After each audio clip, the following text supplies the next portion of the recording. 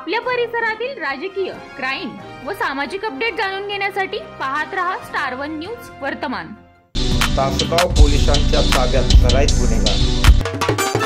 प्रत्येक शुभ कार्यासाठी आत्ताच संपर्क करा जय अंबे पंजाबी ढोल आणि बँजो पार्टी, प्रोप्रायटर गायकवाड बंधू विटा।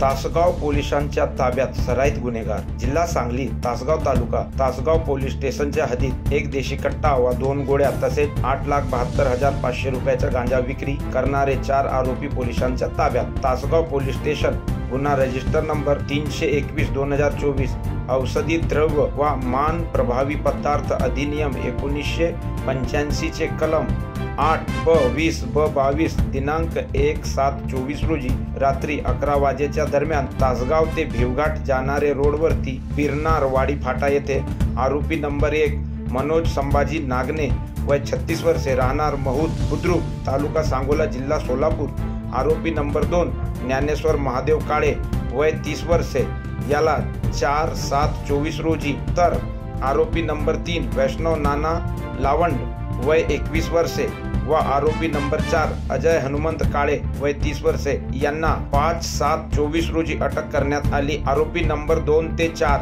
राहणार नरसिंहपूर तालुका इंदापूर जिल्हा पुणे यांच्याकडून हस्तगत केलेला मुद्देमाल 8,72,500 रुपये किमतीचा गांजा, 40,000 रुपये किमतीचा देशी बनावट कट्टा, मॅगझिन पिस्टल, 1,600 रुपयाचे कारतूस आणि 4,50,000 रुपयाची हुंडाई कंपनीची पांढऱ्या रंगाची एक्झिट 4 चाकी गाडी असे एकूण टोटल 13,99,225 रुपयाचा मुद्देमाल तासगाव पोलिसांनी केला हस्तगत।